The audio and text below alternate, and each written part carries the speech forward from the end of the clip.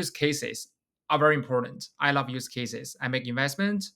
I see use cases every day, and I know what are the good use cases and what are just like some bad use cases. So the first use case of smart contract it generating the tokens, and we're gonna cover what is token, what is ERC20, and what is ICO. So tokens are amazing. Tokens can represent virtually anything in Ethereum. Actually, not only in Ethereum, I mean in blockchain everywhere. So it could be like reputational points in an online platform. It could be, in the game, it could be like a skills of a character, or for sure, it could be like financial assets, like a share or stake in a company. And I think you have heard about like fiat and the stablecoin, right? USDT and USDC, there's some like difference. And also it can represent an ounce of gold and more. It could be everything. You can tell this is a very powerful feature of Ethereum, and it must be handled by a robust standard, right? So that's exactly where the ERC20 plays its role. This standard allow developer to build interoperable token applications with other products and services. It's also used to provide additional functionality to Ethereum. More about ERC20. So it introduces a standard for fungible token. I believe you have heard many stories and news about the crazy summer on NFT, which was like back in 2021, the apes, the dog, and the cats, whatever. So that's NFT. That stands for non-fungible token. And now we talk about fungible token. In other words, they have a property that makes each token be exactly the same in type and value as another token. So one fungible token equal to one fungible token. For example, an ERC20 token acts like the ETH, right? Means that one token is and will always be equal to all the other tokens. ERC20 allows developers to create smart contract enabled tokens that can be used with other products and services. These tokens represent an asset, right, ownership, access, cryptocurrency, anything, that is not unique in and of itself, but can be transferred all the time. We talk about token, smart contract, and ERC20, and now is ICO, initial coin offering, which is a token sale that blends the IPO model commonly used in traditional finance for sure with crowdfunding, selling the tokens to raise funds for a blockchain-based project. I think that was back in 2017. It was chaotic.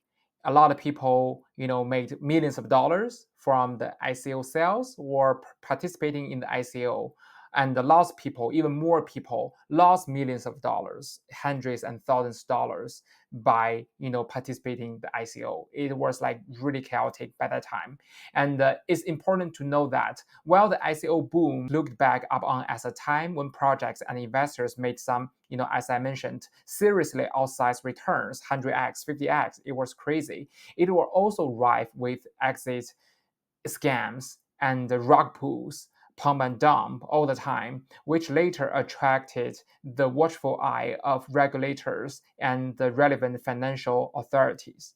So, what is a solution for the chaotic ICO?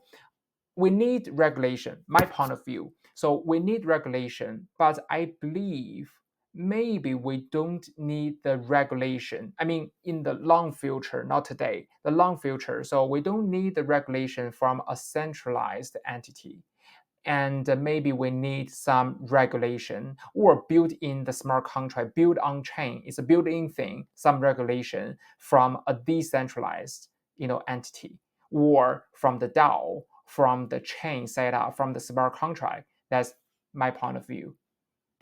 Despite the ISO boom being riddled with various types of regulatory and financial mess, it laid the groundwork for launching some of the larger projects in crypto today, including Ethereum for sure, and EOS Network. That was like very old name. We don't hear this name anymore, but they're still in the market. Chainlink, large company. Filecoin, big company, and Tezos, they're still here, not super active, and Telegram, we call it Ton as well. So I use Telegram every day. All the crypto people use Telegram as the instant message. On the slide, you can see the largest ICOs, back in 2017, 18, that time. So the largest one is Block One. Block One is a private company, and it is the creator of the EOS network. This network raised about like $4 billion in 2018. The second largest ICO was conducted by Telegram, which raised $1.7 billion. However, unlike many of other ICOs, which were offered directly to the retail investors, the Telegram's ICO was primarily gated and limited to the private investors with significant sum of the capital. And the last one, the decentralized storage network, Filecoin, is the third largest ICO. They raised over $257 million in 2017, and their office is in Palo Alto. Ethereum was initially founded through an ICO, raising $18 million only between July and September back in 2014. Investors in the Ethereum ICO received Ether, ETH, in exchange for Bitcoin, BTC, with more than $2.2 million worth of Ether being sold within 24 hours of the ICO going live. The vast majority of ICO in the 2017 through 2018 period took place on the Ethereum network, with smart contracts allowing developers to spin up new tokens and launch protocols more efficiently than any of the other available blockchain networks. The Ethereum network allowed developers to create new ERC20 tokens and automatically distribute them to investors once the funding threshold was met. Then the projects were governed by DAOs moving forward. We're going to cover more about DAO in the following sessions. The functionality offered by Ethereum saw the price of the network's native token, Ether, rise rapidly in conjunction, skyrocketing from around only $10 in January 2017 to a peak of nearly $1,400 in January the following year. Similarly, the increased use of Ethereum during the ICO boom saw ERC20 token become the industry standard and laid much of the groundwork for Ethereum's continued permanence in the crypto ecosystem today. And I can say in 2024, the ERC20 is still the most popular token standard in the industry. Let's go, more use cases. One of Ethereum's first real-world use cases was the creation of decentralized autonomous organizations. We usually call it DAO. In short, it's an organization that does not require a central authority.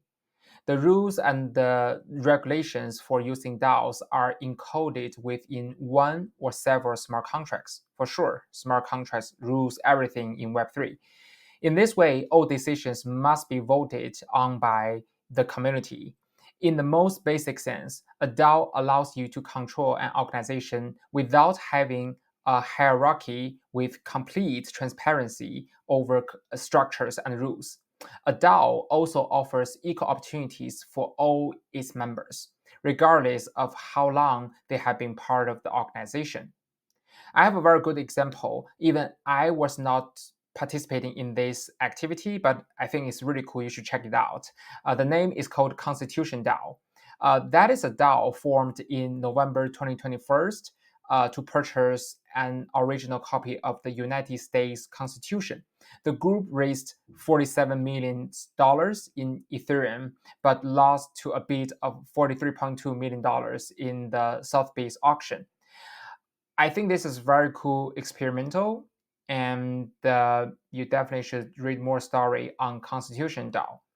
My personal opinion on DAO, at the very beginning, I participated in many DAOs, buying the NFTs, the tokens, things invited, private invitation, things like that. I was a big fan of DAO, but eventually I found out there's like a lot of limitations to DAO. For example, the voting process.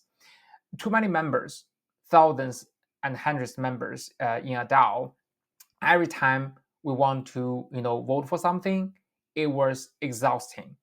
So right now, we do have many DAO management tools to better facilitate the voting process.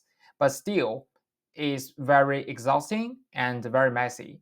I believe this is a very good idea about DAO, but in the future, maybe we have a better smart contract, better structure to manage the DAO. All right, more use cases. One of Ethereum's main real world use cases is decentralized finance, and we usually call it DeFi. This includes a wide variety of functionalities, such as decentralized lending based on smart contracts, for sure, and decentralized exchange. We're going to cover more of that in the following sessions, actually, next session. And the creation of stablecoins. We usually use USDC and USDT. So, one of the objectives of DeFi is to create a financial ecosystem of small applications like Lego pieces that are compatible and complement each other, thus creating a large global solution that does not require a central institution. So one famous DeFi project is Uniswap. Uniswap is a decentralized exchange on the Ethereum blockchain and the largest one. A lot of innovations. It's a true DeFi revolution. Smart contracts on Uniswap enable users to swap various ERC20 tokens directly from their wallets, providing a decentralized and efficient trading experience. We're gonna elaborate more in the following sessions. There are many good stories about Uniswap. Smart contract is amazing and it provides a lot of use cases and utilities, but it's not perfect yet. There are many limitations.